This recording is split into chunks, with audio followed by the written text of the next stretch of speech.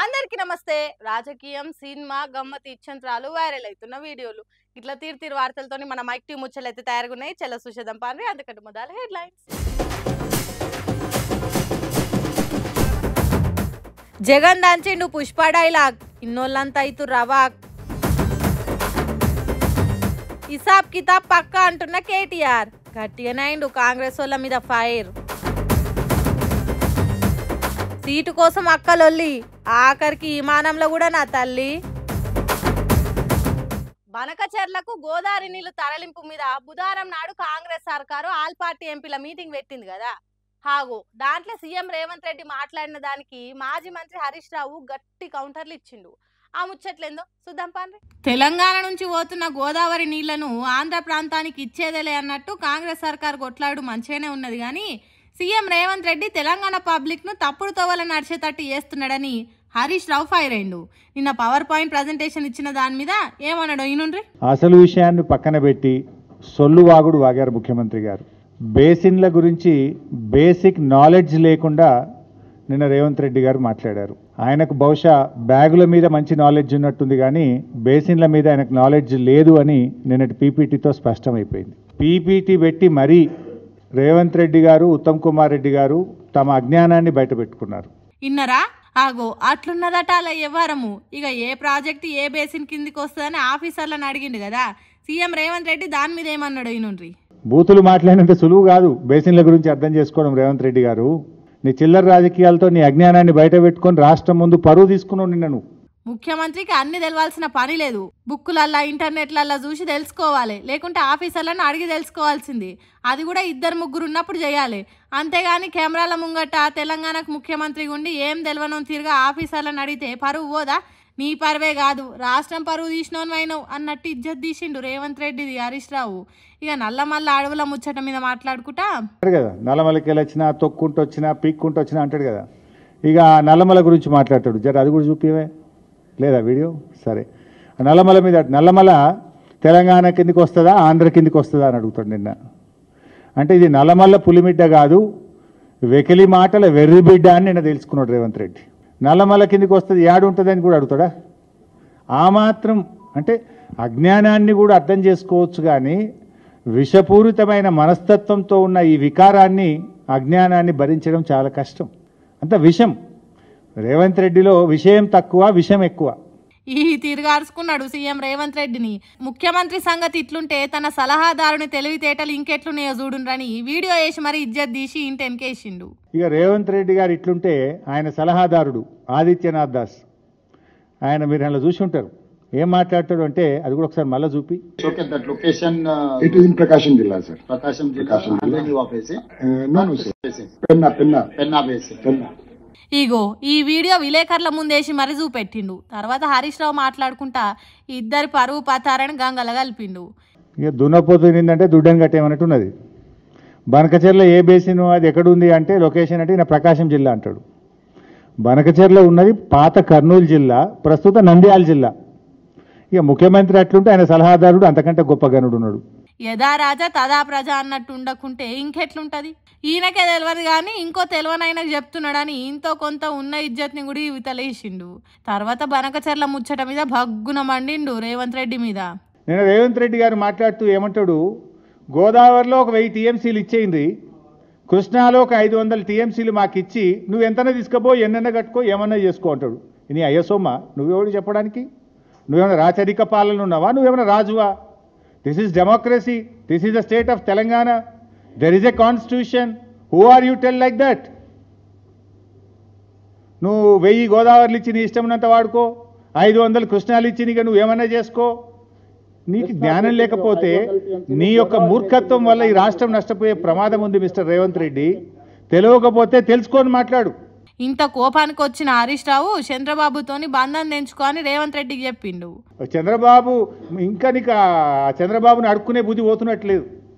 చంద్రబాబు దయా దాక్షిణ్యాల మీద బతుకు నీకు ఇంకా సోయి నుంచి వెనకెళ్ళి బయటకు వచ్చినట్టు లేవు. నువ్వు చంద్రబాబు ఇచ్చేదేంది 1000 టీఎంసీలు? It is our right. Telangana రాష్ట్రానికి ఆల్రెడీ ఉమ్మడి ఆంధ్రప్రదేశ్లోనే 968 టీఎంసీలు కేటాయిస్తూ జీవోలు ఇచ్చారు. కేసీఆర్ గారి ప్రభుత్వం వచ్చిన తర్వాత ఆ 968లో 946 టీఎంసీలకు ఢిల్లీ నుంచి సిడబ్ల్యూసి నుంచి హైడ్రాలజీ అనుమతులు మేము సాధించినాం. Already you have a right. Chandrababu ఎవరు ఇచ్చేది? 946 టీఎంసీలకు మనకు అనుమతులే వచ్చినాయి కేంద్రం నుంచి. నువ్వు మళ్ళీ ఏదో 1000 ఇచ్చి మొత్తం వాడుకో అంటావేందాను అంటే దీన్ని బట్టి ఏమర్థమవుతుంది? బనకచెర్ల కట్టుకో అన్నట్టే కదా. బనకచెర్ల కట్టుకో నువ్వు గ్రీన్ సిగ్నల్ ఇస్తున్నావా? తెలంగాణకు ద్రోహం చేసినందుకు సిఆర్ను హరీష్ రావును ఉరిదీయాలి అని రేవంత్ రెడ్డి అన్నాడు కదా. అసలు ద్రోహం ఎవరు చేస్తున్నారు, ఎవరిని ఉరిదీయాలనో వీడియో చూపెట్టి మరీ చెప్పిండు హరీష్ రావు. కృష్ణా బేసిన్ మీద ఒక 500 టీఎంసీలు, గోదావరి బేసిన్ మీద దాదాపు ఒక 1000 టీఎంసీలకు మీరు బ్లాంకెట్ ఎన్ఓసి ఇవ్వండి. ఆ తర్వాత మీరు ఏ ప్రాజెక్టులు అయినా కట్టుకోండి, మాకు అభ్యంతరం లేదు. ఉరిదీయాలి. నన్ను ఈయన చేసిన ద్రోహానికి నేను ఉరిదీసినా తప్పులేదు. ఇంత ద్రోహమా? ఒక ముఖ్యమంత్రిగా ఉండి ఇంత బాధ్యత రహితంగా మాట్లాడొచ్చునా? ఉరిదీసినా తప్పులేదు. ఇది ఎందుకంటే కొన్ని లక్షల వేల కోట్ల ప్రజల జీవితాలతో ఆడుకుంటున్నావు నువ్వు ఇవాళ మిస్టర్ రేవంత్ రెడ్డి. దీన్ని చంద్రబాబు ఒప్పుకోడా? ఈజీగా ఒప్పుకుంటాడు. కేసీఆర్ ఏమో నాకు ఇప్పుడు ఉన్న 968 కాక ఇంకా 1950 కావాలని కేసీఆర్ కొట్లాడిండి అన్నాడు. ఈయననేమో 1000 చాలంటాడు. ఇక ఇప్పుడు చెప్పుండ్రి ఎవలను ఉరిదీయాలను, ఇప్పుడు చెప్పుండ్రి ఎవరు తెలంగాణకు ద్రోహం చేసినట్టు అన్నట్టు మాట్లాడిండు. ఇట్లా చాలా ముచ్చట్లే మాట్లాడిండు హరీష్ రావు. నిమిషానికి రేవంత్ రెడ్డి వీడియోలు ప్లే చేసుకుంటా ఎక్కడ ఏమన్నాడు, ఎందుకట్లా తెలివి తక్కువతనాన్ని బయట పెట్టుకున్నాడు అనేది చెప్పుకుంటా పైసా మందం కూడా పరువు లేకుండా కాంగ్రెస్ సర్కార్ది అట్లనే సీఎం రేవంత్ రెడ్డిది తనతోనున్న ఆఫీసర్లది కూడా పరువు ఇజ్జత్ తిప్పి కుప్ప పెట్టిండు. కొన్ని రోజులు ఎన్నెల, కొన్ని రోజులు ఆమాస, రోజుల సగం రాత్రి సగం వెలుగు, ఎప్పటికీ ఒక్క తీరే ఉండదు. కాలం మారుకుంటా పోతూనే ఉంటది. అంతేగాని ఈ కాలం అంతా మాదే అని కథలు పడితే ఊకునేది లేదు. ఇట్లా అనేది నేను కాదబ్బా, కేటీఆర్. మరి బీఆర్ఎస్ వర్కింగ్ ప్రెసిడెంట్ ఎవరికి వార్నింగ్ ఇస్తున్నాడు, ఎందుకు ఇస్తున్నాడు అనేది చూద్దాం పాండ్రి. అధికారం ఎవ్వలకు శాశ్వతం కాదు. మొన్నటిదాకా 10 ఏళ్ళు మేమున్నాం, ఇవాళ వాళ్ళకి అవకాశం వచ్చింది. రేపు మళ్ళా బరాబర్ తెలంగాణలో మళ్ళా కేసీఆర్ గారికి అవకాశం వస్తుంది. వచ్చినాక తప్పకుండా మేము కూడా యాది పెట్టుకుంటాం. ఇదే పని చేస్తే, ఇదే తీరుగా మా వాళ్ళ మీద పగబట్టినట్టు చేస్తే పక్కా హిసాబ్ కితాబ్ అన్ని రాసుకుంటాం. 100% మేము కూడా రేపటి రోజున గవర్నమెంట్లోకి వచ్చినాక అన్ని మ్యాటర్స్ కూడా మేము కూడా తప్పకుండా చూడాల్సి వస్తుందని చెప్పి కూడా నేను విజ్ఞప్తి చేస్తా ఉన్నా. ఇన్నారా? అన్నిటినీ లెక్కలతో సహా సెటిల్ చేస్తాడట కేటీఆర్. చేతుల అధికారం ఉన్నది కదా అని శంగడు బింగడే గుర్తున్నారట కొంతమంది. కాంగ్రెస్ లీడర్లే కాదు, సర్కార్ ఆఫీసర్లు కూడా పార్టీ కార్యకర్తల తిరగ పనిచేస్తున్నారట. కాంగ్రెస్ పార్టీ ఏది చెప్తే అది వేసుకుంటూ పోతున్నారట. అందుకు ఖాతా బుక్కు తిరగ ఎవ్వల లెక్క వాళ్ళు అప్పచెప్పేటట్టు హిసాబ్ కితాబ్ రాసుకుంటామంటుండు. అధికారం ఎప్పటికీ మాకే సొంతం అన్నట్టు ఉండొద్దు, మళ్ళొచ్చేది మా సర్కారే, అప్పుడు అందరి షిట్టా ఇప్పుతాం, ఖచ్చితంగా బదులు తీర్చుకుంటాం అంటుండు. ఇంతకు ఈ మాటలు ఎందుకు మాట్లాడిండు, ఎక్కడ పోయి మాట్లాడుతున్నాడంటే బఫర్ జోన్లు, ఆక్రమ కట్టడాలనే పేరుతోని హైడ్రా ఇండ్లు కూలగొట్టే పని చేస్తున్నది కదా. ఆ ముచ్చట మాట్లాడుకుంటా సర్కార్ ఆఫీసర్లకు వార్నింగ్ ఇచ్చిండు. హైదరాబాద్ లో ఎక్కడైనా సరే ఏ పేదవాడి మీద రేవంత్ రెడ్డి ప్రతాపం చూపెట్టినా మీకు అండగా ఉండేది, ఖచ్చితంగా మీకు అండగా నిలబడేది బీఆర్ఎస్ పార్టీ మాత్రమే. ఎందుకంటే మాకు తెలుసు, హైదరాబాద్ నగరంలో ఇవాళ ఒక్క బోరబండ తీసుకుంటే ఇట్లాంటి స్లమ్లో ఒక 100 ఉంటాయి. ఈ 100 గల్లీలు ఉంటాయి. ఇటువంటి ఈ 100 గల్లీలల్లా ఏది రైటు, ఏది రాంగు, ఏది లీగలు, ఏది ఇల్లీగల్ అంటే దేవుడు కూడా చెప్పలేడు. అంతే కదా. వెనకట ఎప్పటి నుంచో బీద సాదలు ఖాళీ జాగుంటే ఇంత నీడేసుకొని బతుక్కుంటూ వచ్చిండ్రు. అసొంటోళ్ళ భూమి రాంగా రైటా అనేది దేవుడు కూడా చెప్పలేడు. అట్లాంటిది వాళ్ళని పట్టుకొని కూలగొడతాం, పడగొడతాం అంటే బీఆర్ఎస్ ఊకోదు, ఎంతవరకైనా కొట్లాడుతుంది అన్నట్టు చెప్పుకొచ్చిండు. అదొకటే కాదు, అసొంటి బీద సాదలకు అండగుంటున్న బీఆర్ఎస్ లీడర్లను కూడా బెదిరించిండ్రట కాంగ్రెస్ లీడర్లు, సర్కార్ ఆఫీసర్లు. అందుకే బీఆర్ఎస్ లీడర్ సర్దార్ అనేటైనా ఆత్మహత్య చేసుకున్నాడట. వాళ్ళ కుటుంబాన్ని ఓదర్శతానికి బోరబండ ఏరియాకు పోయిన కేటీఆర్ గిట్లా అందరికీ కలిపి గట్టి వార్నింగ్ ఇచ్చిండు. బీఆర్ఎస్ పార్టీని నమ్ముకున్నోళ్లకు పార్టీ ఎప్పటికి అండగుంటది అన్నట్టు సర్దార్ కుటుంబానికి 10 లక్షల సాయం చేసిండు. అక్కడ పెట్టిన ప్రెస్ మీట్ లో హిసాబ్ కితాబ్ ముచ్చట చెప్పిండు. బదులుకు డబల్ తీర్చుకుంటామన్నట్టు మాట్లాడిండు. మరి చూడాలి రాబోయే కాలంలో ఎట్లుంటదో. టాటా బిల్లా మధ్యలో లైలా అన్నట్టే నడుస్తున్నది కాళేశ్వరం ముచ్చట. ఇటు కాంగ్రెస్ సర్కారు, అటు కారు గుర్తు పార్టీ నడుమిట్లకు కమలం పార్టీ లీడర్ వస్తున్నాడు. ఏంది అర్థం కాలేదా? కాళేశ్వరం ముచ్చట్ల మాజీ సీఎం కేసీఆర్ కు తాజా సీఎం రేవంత్ రెడ్డికి నడుమల ఈటెల రాజేంద్ర వస్తున్నాడు. ఆ కథ ఏందో తెలుసుకుందాం పాండ్రి.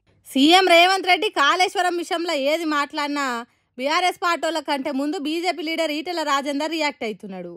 రేవంత్ రెడ్డి నోట్ల నుంచి ఏదన్నా మాట వచ్చుడే ఆలస్యం. అయస్కాంతం ఆకర్షించిన స్పీడ్గా అంటుకుంటున్నాడు ఈటెల రాజేందర్. మాటకు ప్రతి మాట అన్నట్టు సవాల్ ఇస్తున్నాడు. బుధవారం నాడు గోదావరి నీళ్లను బనకచెర్ల తరలించుడు మీద ఆల్ పార్టీ మీటింగ్ పెట్టి రేవంత్ రెడ్డి మాట్లాడిండు. ఇట్లాంటి అబద్ధాలతో ఎక్కువ కాలం బతకలేరు. క్యాబినెట్ అప్రూవల్ ఉందని చెప్పిండ్రు. 96 క్యాబినెట్లు అయినాయి. 96 క్యాబినెట్లలో ఎక్కడ కూడా కాళేశ్వరానికి అనుమతి లేదు. నేను స్పష్టంగా ఇన్నరా ఇప్పటి వరకు 96 క్యాబినెట్లు అయినాయి. వాటిలల్లో ఎక్కడ కూడా కాళేశ్వరానికి క్యాబినెట్ ఆమోదం ఉన్నట్టు లేదు. నేను స్పష్టంగా చెప్తున్నా అన్నాడు రేవంత్ రెడ్డి. ఇక దానికి బీఆర్ఎస్ లీడర్ల కంటే ముందుగానే రియాక్ట్ అయిండు. నేను ఆనాడు ఆర్థిక మంత్రిగా చెప్తా ఉన్నా.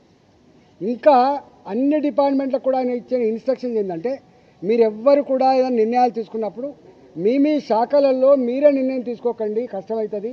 అవన్నిటినీ కూడా క్యాబినెట్ తీసుకురండి, క్యాబినెట్ ఆమోదంతో మాత్రమే చేయమని చెప్పేటువంటి మాట తప్పైతే నేను దేనికంటే దానికుంటా, రాజకీయాలు తప్పుకుంటా. ఇన్నరా కేసీఆర్ సీఎం ఉన్నప్పుడు మీ శాఖలల్లో మీరే నిర్ణయాలు తీసుకోండి, తర్వాత కష్టమవుతుందని కేసీఆర్ చెప్పిండు. అట్లనే కాళేశ్వరం ప్రాజెక్టు క్యాబినెట్ ఆమోదం పొందింది. అది తప్పైతే నేను దేనికంటే దానికి ఉంటా, అవసరమైతే రాజకీయాల నుంచి తప్పుకుంటా. కానీ ఇట్లా తప్పుడు ప్రచారాలు చేసుడు మాత్రం మంచిగా లేదు. బట్టగాల్సి మీదేశుడు మంచిది కాదంటుండు ఈటెల రాజేందర్. సరే, ఏది రైటు ఏది రాంగ్ అనేది పక్కకు పెడితే అందరికంటే ముందుగాల ఈటెల రాజేందర్ ఎందుకు ముందట్టుకు వస్తున్నాడు కావచ్చు. కాళేశ్వరం మీద క్యాబినెట్ల నిర్ణయం జరిగిందని కేసీఆర్ బయటకు వచ్చి చెప్తలేడు. అప్పుడు మంత్రులుండి ఇప్పుడు బీఆర్ఎస్ పార్టీలు ఉన్నోళ్ళు కూడా చెప్పలేదు. వాళ్ళందరికంటే ముందుగానే ఈటెల రాజేందర్ ఎందుకు రియాక్ట్ అవుతున్నాడు కావచ్చు. సరే, కాళేశ్వరం ప్రాజెక్ట్ తప్పొప్పుల మీద కమిషన్ ఈటెల రాజేందర్ను కూడా పిలిచింది కావచ్చు. అంత మాత్రాన ఇంత తొందరపాటు అవసరమా? కాళేశ్వరం మీద కాంగ్రెస్ పార్టీ గట్టు పట్టు మీద ఉండి రోజు రోజుకు రువ్వడి పెంచుతున్నది. ఇటుపక్క బీఆర్ఎస్ పార్టీ దాన్ని ఎట్లా తట్టుకోవాలనే ఉపాయాలు చేస్తున్నది. అంటే అటాక్ డిఫెన్స్ అన్నట్టు నడుస్తున్నది రెండు పార్టీల నడుమ. వాళ్ళట్లుంటే ఈటెల రాజేందర్ మాత్రం రేవంత్ రెడ్డికి వ్యతిరేకంగా మాట్లాడుతున్నాడు, అతి ఉత్సాహం చూపెడుతున్నాడు అని అంటుర్రు. మరి కాళేశ్వరం మీద రాబోయే కాలంలో ఏం జరుగుతుంది అనేది ముందే చూడాలి. గంగమ్మ తల్లి జాతరల యాటపోతుల తలలను రప్ప నరికినట్టు నరుకుతా ఒక్కొక్కని అనే పుష్ప సినిమా డైలాగు ఈ నడుమ చాలా దిక్కులలో వినిపిస్తున్నది. మొన్న గద్దర్ అవార్డులు ఇచ్చినప్పుడు అల్లు అర్జున్ స్టేజ్ మీద గదే డైలాగ్ కొట్టి సీఎం రేవంత్ రెడ్డిని పరిచయం చేసిండు. ఇప్పుడు వైసీపీ లీడర్ జగన్ గదే డైలాగ్ కొడుతున్నాడు. ఎందుకు సినిమా డైలాగ్ చెప్పిండు, ఏమిటికి చెప్పిండు అనేది మనం కూడా తెలుసుకోవాలి కదా. చలో మరి. గంగమ్మ జాతరలో పొట్టేళ్ల తలకాయలు కోసినట్టు రప్ప రప్ప రప్ప రప్ప రప్ప రప్ప నరికేస్తాం. ఎట్లున్నది వైఎస్ జగన్ కొట్టిన రప్ప డైలాగు? పూర్తి డైలాగ్ తెలవక బయట నుంచి విలేకరులు చెప్తుంటే చెప్పిండు. కానీ వరుసగా గ్యాప్ లేకుండా చెప్పేది ఉంటే పుష్ప సినిమాల కంటే ఇంకింత ఎక్కువ బేస్తో వచ్చేది కావచ్చు జగన్ గొంతుతో చెప్తే. తండ్రి రాజకీయ లీడర్ కాబట్టి పాలిటిక్స్లోకి వచ్చిండు. కానీ అదే సినిమాలు తీస్తే పెద్ద హీరో అయ్యేటోడే కావచ్చు. చూసిండ్రు కదా ఎట్లొచ్చిండ్రో జగన్ ఫ్యాన్స్ సత్తెనపల్లికి. సినిమాలు తీస్తే ఇంకెట్లుండునో ఏమో కదా. సరే కానీ పుష్ప సినిమా డైలాగులు వల్లేందంటారా? బుధవారం నాడు సత్తెనపల్లికి జగన్ వస్తున్నాడని కొందరు పుష్ప డైలాగ్ అట్టళ్ళ మీద రాసుకొని వచ్చిండ్రు. రప్ప ఎవరన్నా నరుకుతారు చూసిండ్రా? వైఎస్ఆర్సీపీ వాళ్ళ అరాచకం, హింస చేసేటట్టు రెచ్చగొట్టే మాటలు రాసుకొచ్చుడు తప్పు కదా అని టీడీపోలు కొన్ని సోషల్ మీడియాలో ట్రోలింగ్లు చేసినాయి. ఆగు, దాని మీద జగన్ మాట్లాడుకుంటా విలేకరులు అడిగిన దానికి ఇట్లా డైలాగ్ కొట్టిండు. పుష్ప సినిమా డైలాగులు పెట్టినా కూడా తప్పేనా? అసలు డెమోక్రసీలో ఉన్నామా డెమోక్రసీలో లేమా స్వామి మనం? ఇది నాకు అర్థం కావడా. అంటే పుష్ప సినిమా డైలాగులు పెట్టినా తప్పే, పుష్ప ఫోటోలు పెట్టినా తప్పే, గడ్డ మిట్టనే తప్పే. ఏంది స్వామి ఇది? ఏ ప్రపంచంలో ఉన్నాము? ఇదంతా డెమోక్రసీలో ఉన్నామా డెమోక్రసీలో లేమా? అట్లా చేసినా తప్పే ఇట్లా చేసినా తప్పే అంటే ఎట్లా సామి అనే వరకు విలేకరులకు నవ్వాగనట్టున్నది. ఒక్కటే నవ్వుతున్నారు. సత్తెనపల్లి గడ్డ మీద అడుగు పెట్టినా తప్పే, గడ్డం కింద చేయి పెట్టినా తప్పే అంటే ఎట్లా అన్నట్టు మాట్లాడిండు. అయితే ఆ డైలాగ్ పుష్ప సినిమాలు అనేది కూడా జగన్కు తెలియదట. ఇక తర్వాత ఎవరో ఆ పోస్టర్ పట్టుకున్నది వైసీపీ కార్యకర్త కాదు టీడీపోలు పంపిన మనిషి అన్నట్టు చెప్తే ఏమంటున్నాడు ఈనుండ్రి. అతను కూడా టీడీపీ కుర్రాడు సార్. అంతకుముందు టీడీపీ నాయకుడితో కలిసి దిగిన ఫోటోలు కూడా బయటకు వచ్చాయి. అతను టీడీపీ కార్యకర్త, టీడీపీ సంబంధించిన మెంబర్షిప్ కార్డు కూడా ఉంది అతని. కానీ అతను మీ పార్టీ సంబంధించిన వ్యక్తిగా ఆ మనిషికి టీడీపీతో ఇంత ముందు గతంలో తిరిగిన ఫోటోలు కూడా ఉన్నాయా? మెంబర్షిప్ కూడా ఉంది సార్. ఆ టీడీపీ సభ్యుడు కూడా మెంబర్షిప్ కూడా ఉన్నాడా? అంటే దాని అర్థం వీళ్ళే పెట్టించినారా? పెదకూరపాడు నియోజకవర్గం సార్. ఓ టీడీపీ సభ్యత్వం కూడా ఉందా మరి? మనది బాగా చూడండి అబ్బా. అయితే అట్లా చేసిండ్రట టీడీపీ పార్టీలు. అయితే జగన్ దీన్ని మాత్రం కుట్రలు కుతంత్రాలు చేసింది టీడీపీ పార్టీ అని అనకుండా మంచి పని చేసినాడు ఆ పిల్లగాడు ఎవలో అన్నట్టు మాట్లాడిండు. మనం అయినా కానీ ఏదో మారినాడు అనుకుందాం, సంతోషపడదాం. సార్ ఇందాక మీరు ఒక జీవో ఎక్స్ప్లెయిన్ చేశారు. టీడీపీ సింపథైజర్ కూడా చంద్రబాబు నాయుడు మీద కోపంతో మారినాడు అని చెప్పి సంతోషపడదాం. మారి టీడీపీని రపా కోసేస్తానని కూడా అంటున్నాడని కూడా సంతోషపడదాం. ఏం చేసినా మన మంచికే అనే ఓ కథ ఉంటుంది కదా, అట్లనే అనుకుందాం, సంబరపడదాం అన్నట్టు చెప్తున్నాడు. పాపం టీడీపీలు ఉన్నోళ్ళు కూడా విసిగిపోయినరు కావచ్చు అంటున్నాడు. ఎందుకో కూడా చెప్పిండు. అన్ని పథకాలు ఎగరగొడతా ఉన్నాడు, అన్ని అబద్ధాలు అయిపోయినాయి, ఫీజు రీయింబర్స్మెంట్ లేవు, ఆరోగ్యశ్రీ లేదు, రైతులకు పెట్టుబడి సహాయం రావడం లేదు, పెట్టుబడి గిట్టుబాటు ధరలు రావడం లేదు, మరో పక్క అబద్ధాలు మోసాలతో సూపర్ 6లు లేవు, సూపర్ 7లు లేవు. మరి ఆయన బతుకులు చిన్నాభిన్నం అయిపోయిన పరిస్థితుల్లో ఆయనలో మార్పు వచ్చిందేమో. వచ్చి ఆయన కూడా టీడీపీ యాక్టివ్ మెంబర్ అయినా కూడా వైసీపీలోకి తాను చేరి టీడీపీ వాళ్ళ ఫోటోను టీడీపీ వాళ్ళ మీద ఆయన ఆక్రోశం చూపిస్తూ ఏమన్నాడు, ఏ జాతరలో, గంగమ్మ జాతరలో పొట్టేళ్ళు తలలు నరికినట్టు రపా అని నరుకుతానని చెప్పి ఆయన అంటానంటే దాని అర్థమైంది. మరి చంద్రబాబు నాయుడు అనే వ్యక్తి ఇంత మోసం చేస్తూ ఉన్నాడు కాబట్టి ప్రజలు అంత కోపాన్ని చూపిస్తూ ఉన్నారు. అందులో వాళ్ళ కార్యకర్తనే వాళ్ళ నుంచి మారి వైసీపీలోకి వైసీపీ కార్యక్రమంలో పాలు పంచుకొని మన అభిమానస్తుడై నెక్స్ట్ టీడీపీ ప్రభుత్వంలో టీడీపీ వాళ్ళను రపా ఏం జాతరలోది, గంగమ్మ జాతరలో ఏం పొట్టేలు తల నరికినట్ట రపా నరుకుతాను. మంచిది కదా. టీడీపీ పార్టీలకు పుండు మీద కారం జల్లినట్టు గడికోసారి గంగమ్మ జాతరలో రప్ప యాటలను నరికినట్టు నరుకుతామనే డైలాగ్ చెప్పిండు. ఎప్పటికీ సీరియస్గా ఉండే వైఎస్ జగను ఇగో ఇట్లా విలేకరులు కడుపుబ్బ నవ్వుకునే తట్టి వేసిండు. అబ్బా ఆడోళ్ళంటే ఆడోళ్ళే పోన్రి, ఏడికి పోయినా లొల్లి, లేకపోతే కడుపు నిండే తట్టలేదు కదా. బస్సుల ట్రైన్లల్లో సీట్ల కోసం కొట్లాడంగా మస్తుగా చూసినాం. అందులో ఈ ఫ్రీ బస్ వచ్చినాక దినాం కొప్పులలోలే చూస్తున్నాం. భూమి మీద ఉన్నప్పుడు ఇట్లా అవుతుంది అనుకున్నా కానీ ఆడోళ్ళు గాల్లే ప్రయాణం చేసినా కూడా లొల్లిలు పెట్టుకోకుండా ఊకోరు కావచ్చు. ఇగో గిడో ఆడామె విమానంలో కూడా సీట్ కోసం లొల్లి పెడుతుంది.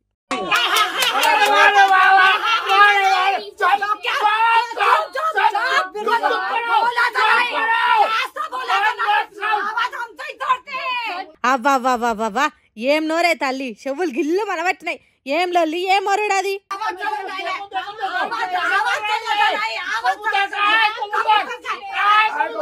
ఆగో ఆవాజ్ ఎత్తొద్దట.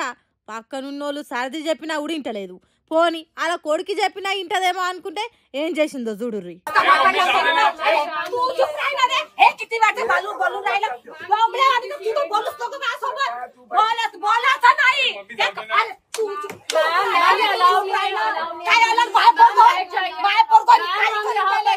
ఇదెక్కడి మాసరా మావా, ఊకో మమ్మీ అని కొడుకు అన్నడో లేదో పళ్ళును ఒకటి వీకి నువ్వు మూసుకొని కూసోబే అనబట్టింది. దెబ్బకి ఆ కొడుకుని చూడుర్రి ఎట్లా నోరు తెరిచి షాక్ అయిందో. ఆ ఒక్క దెబ్బతో ఆగిందా అంటే ఆగలేదు అక్క, పల్ల చంపుతూనే ఉంది పాపం పిల్లగాన్ని. అయ్యో మేడం కొట్టకుర్రి అట్లా అంటే కూడా నా కొడుకు నా ఇష్టం అని పట్టింది వాళ్ళ మీదికి. దేవుడా, బస్సు రైళ్ళు అంటే ఏమన్నా అనొచ్చు కానీ ఆఖరికి విమానంలో కూడా సీట్ కోసం కొట్లాడుతుంది ఈ వీర మహిళ. ఎవ్వరు చెప్పినా చల్ తగ్గేదేలే అన్నట్టు కుత్కెళ్ళి నొయ్యంగా కొరుతుంది. కొడుకు సర్ది చెప్తేనేమో అస్సలు తగ్గేదిలే అన్నట్టు చేతులు నయంగా చూపింది పాపం ఆ పిల్లగాన్ని. విమానంలో అయితే బుక్ చేసే ఉంటాయి కదా ఎవరి సీట్లకి. మరి ఆమె సీట్లో ఇల్లు కూర్చురానా లేకుంటే నాకు నచ్చిన సీట్లో నేనే కూర్చుంటానా మరి ఎందుకు వచ్చిన లొల్లో తెలియదు కానీ ఆఖరికి గాలబో విమానంలో కూడా సీట్ కోసం లొల్లి పెట్టి లేడీస్ థింగ్స్ని బయట పెట్టింది ఉత్తమురాలు. ఏందో ఏమో ఈమె ఇంత రచ్చ చేసినాక ఆగుతుందా ఇక? ఎవడో సెల్ ఫోన్ తీసి ఇసొంటి ఛాన్స్ మళ్ళీ వస్తుందో రాదా అని ఈ అద్భుతమైన దృశ్యాన్ని వీడియో తీసి ఇంటర్నెట్లో పెట్టిండు. కాతమిగా ఇరుగ మరగ షేరింగ్లు అయ్యి కామెంట్ల వాన గురుస్తుంది ఆ వీడియోకు. ఆఖరికి ఆకాశంలో కూడా మన దేశ ఇజ్జత్ తీస్తున్నావు కదా తల్లి. భూమి మీద ఉన్నప్పుడు ఎట్లనో చెప్పింది వినరు, జర మొగుల మీద ఉన్నప్పుడు అయినా అవి కొట్లాట లాపొచ్చు కదా. దండమమ్మ దూతా మీకు అని చూసుకొని దమ్మొచ్చేదాకా నవ్వుతుర్రి చూసిన నెటిజనాలు. ఏందో ఏమో కొందరు జయంగా అందరు ఆడోళ్ళు ఇజ్జత్ పోగొట్టింది కదా. ఏమంటారు లేడీస్? సార్లు బడి చక్కగా చెప్తారు, బడిలో సవలతులు సరిగ్గా లేవు, సర్కార్ సమస్యలు పరిష్కారం చేస్తలేదు అని చదువుకునే పిల్లలు ధర్నాలు చేస్తారు, రోడ్ల మీదకి ఎక్కి మొత్తుకుంటారు. కానీ మా బడిని చక్కగా నడవనిస్తలేరు అని పంతుల్లే ధర్నాలు చేయంగా చూసిండ్రా. కానీ ఇగో గీడ రోడ్ల మీదకి వచ్చి పెద్దలొల్లే చేస్తుర్రు సార్లు.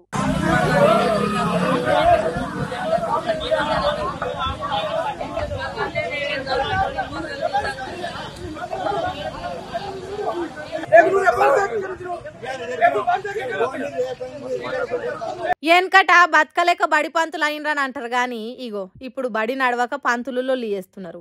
ఇక్కడ రోడ్డెక్కి కజ్జకు కాలు దువ్వుతున్నది, బొబ్బ చేస్తున్నది ఈ సర్కార్ బడి పంతుళ్ళు. పుక్కానికే పుస్తకాలు ఇచ్చి ఫీజులేం లేకుండా చక్కని చదువు చెప్తుంటే ప్రైవేట్ బడులోళ్ళు బతకనిస్తలేరట సర్కార్ బడులను. అయ్యవ్వకు మాటలు చెప్పి సర్కార్ బడులల్లో పిల్లలు లేకుండా ఖాళీ చేయిస్తున్నారట. ఆగో అందుకే గిట్లా ప్రైవేట్ బడి బస్సులకు అడ్డం తిరిగిండ్రు పంతుళ్ళు. మా బడిలో షేరికైనోళ్లను మీరెట్లా తీసుకుపోతారని మరలబడ్డరు. సూర్యాపేట జిల్లా ఏపూరు సర్కార్ బడి పంతుల పోరాటం ఇది. ప్రైవేట్ బడి బస్సులను రోడ్ల మీదనే ఆపిండ్రు. మీరు మా బడి నడవనీయకుంటే మేము మీ స్కూల్లో నడవనీయమన్నట్టు చేసిండ్రు. సర్కార్ బడిలో చదువులు మంచిగుండేయి, పంతులు పిల్లలను పట్టించుకోరు, ఆఖరికి పొట్ట జీరితే అక్షరం ముక్క రాకుండా చేస్తారు. మీ పిల్లలే ఆగమవుతారని లేనిపోని ముచ్చట్లు చెప్తారు.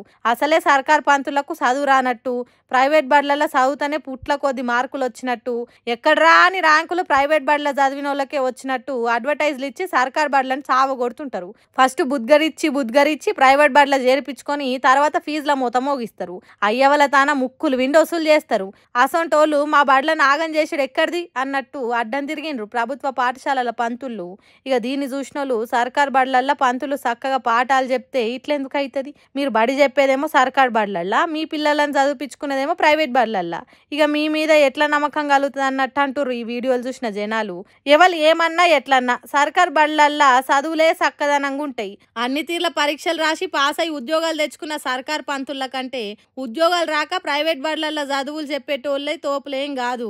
కాబట్టి బట్టలకు ఫీజు, బస్సులకు ఫీజు, పుస్తకాలకు ఫీజు, టై బెల్ట్లకు ఫీజు అని జనిగల తీరుగా రక్తాలు పీల్చే ప్రైవేట్ బడి కంటే అన్ని ఉచితంగా ఇచ్చే సర్కార్ బడే మేలు. కాకపోతే పిల్లలకు చదువు మంచిగా రాకుంటే వాళ్ళని అడిగే బాధ్యత మాత్రం అయ్యవలేదని అంటుర్రు సర్కార్ బడులు బాగుపడాలని కోరుకునేటోళ్ళు.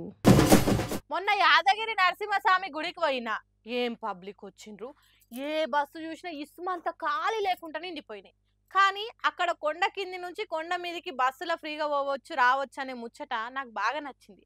కేసీఆర్ సీఎం ఉన్నప్పుడు ఆ ఫ్రీ బస్ సౌలత్ పెట్టిండట. అట్లనే అంతటుంటే మంచిగా ఉన్నాను అనుకున్నా.